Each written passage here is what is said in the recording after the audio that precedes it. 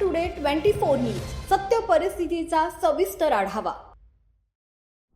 अकोला शहरातील गुजराती लोहाना समाजातील युवक तुषार रवींद्र सायानी याचा 20 एप्रिल 2026 रोजी रात्री सुमारे 1:20 औद्योगिक वसाहत परिसरात अज्ञात वाहनाच्या धडकेत मृत्यू झाला होता आणि हा अपघात संशयास्पद असल्याचा आरोप करत या प्रकरणाची सखोल चौकशी करून दोषी वाहनाचा शोध घेण्याची आणि पीडित कुटुंबाला न्याय देण्याची मागणी सकल गुजराती समाजाच्या वतीनं करण्यात आली आहे। या मागण्यासाठी मंगळवारी जिल्हाधिकारी कार्यालय परिसरात एक दिवसीय धरणे आंदोलन सुद्धा करण्यात आलं।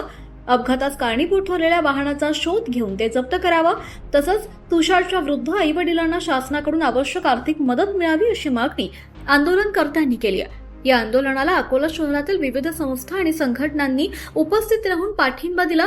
दरम्यान आमदार रणधीर सावरकर यांनी आंदोलनस्थळी भेट देत संबंधित यंत्रणांच्या अधिकाऱ्यांना तेथे बोलावून प्रकरणाची गंभीरता निदर्शनास आणून दिली।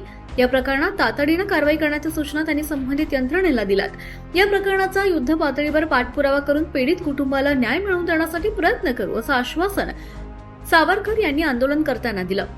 यानंतर आंदोलनकर्त्यांच्या शिष्टमंडळानं निवासी उपजिल्हाधिकाऱ्यांना निवेदन सादर केलं।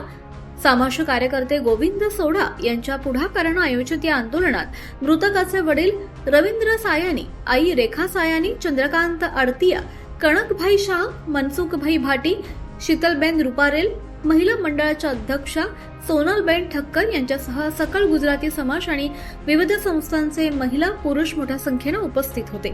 इसको MIDC में मेरे बेटे तुषार रविंद्र सायनी का रोड एक्सीडेंट में मौत हो गई। समझो पुलिस प्रशासन को हम SP साहब को मिले, MIDC में भी हमने FIR दर्ज किया है, लोकल क्राइम ब्रांच पुलिस को भी मिले, हमें कोई ठोस कार्रवाई हो नहीं रही है। इसलिए पुलिस प्रशासन से विनती है कि आज हमारा दुर्भाग्य है कि हमारे बेटे के लिए आज उनके माँ बाप को आज रोड पे धरना आंदोलन करना पड़ रहा है सकल गुजराती समाज की तरफ से। प्रशासन से हमारी यही मांग है कि जल्द से जल्द आरोपी को पकड़ा जाए और हमें न्याय मिले। इससे भी आगे हम इससे भी बड़ा तीव्र आंदोलन और गुजराती समाज के लेवल पे करेंगे। 4 महीने पहले तुषार सायनी का MIDC में एक्सीडेंट हो गया। हमने MIDC पुलिस में गुना दाखिल किए, हम SP साहब के पास निवेदन दिए, SP साहब के जाने के बाद हम स्थानीय गुने शाखा में जाके निवेदन दिए। आरोपी पकड़ा नहीं गया और उनके माता पिता को और तुषार सायनी को न्याय नहीं मिला। इसलिए आज ये धरना आंदोलन हमने गुजराती समाज और उनके माता पिता को लेकर आरोपी को पकड़ने के लिए किए है। अगर ये नहीं आरोपी पकड़ा नहीं जाता है तो इससे ज़्यादा तीव्र आंदोलन करेंगे। गुजराती समाज की तरफ से यही आह्वान है। बोला कि आप आरोपी जल्द से जल्द पकड़ने में आएगा। महाराष्ट्र टुडे मराठीसाठी विशेष प्रतिनिधी समीर खान, अकोला। आजच महाराष्ट्र टुडे 24 न्यूजला सबस्क्राईब करा आणि सत्य परिस्थितीचा सविस्तर आढावा पहा।